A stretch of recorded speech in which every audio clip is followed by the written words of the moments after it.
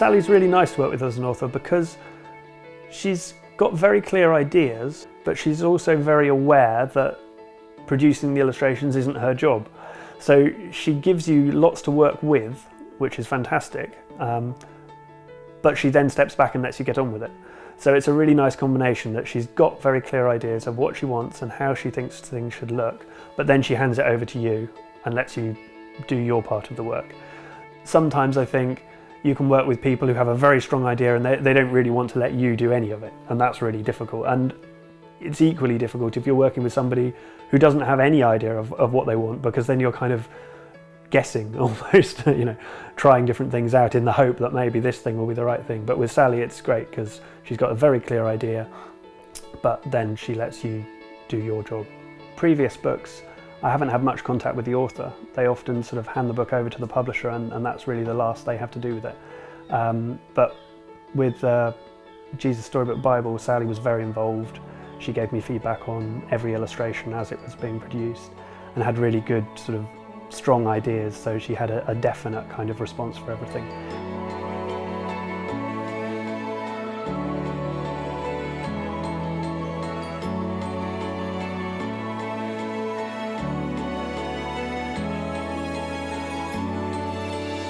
There were 180 illustrations, I think. And the whole process from when I received the first information from the designer to when the completed book was delivered took me more than 12 months. And that was 12 months of pretty solid work. I think the style was simply the way I was working at the time, really. So I developed a technique whereby I was drawing in pencil, scanning the pencil drawings into the computer, printing them out again very faintly as a kind of guide, and then drawing the illustrations in ink.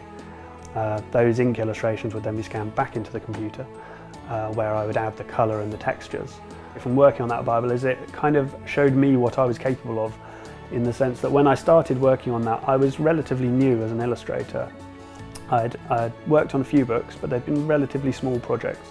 And when I was offered the chance of working on it, I did kind of wonder, can I actually do this? This is such a huge amount of work. And I think the fact that I did it and it was successful kind of really sort of showed me that yes, I could do a project like that. I can complete 180 illustrations whilst moving house and having a child. And if I can do that, then I can do anything.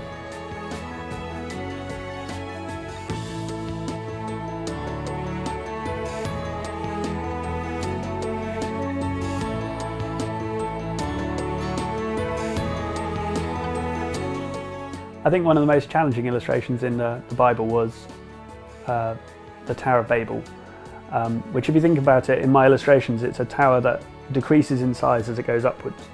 But my brief for the illustration was that the view should be looking down on a tower. And so I was trying to kind of work out how a tower that gets smaller as it goes up would look if you were looking down on it from above, where the bit that is smallest is closest to you. And that proved very tricky. And in the end I kind of cheated. I built a 3D model of a tower made of cylinders getting smaller and on the computer, and positioned a camera above it and figured out what it looked like. And I was quite pleased with myself after that, because that was kind of a really tricky sort of problem, and I'd found a solution to it.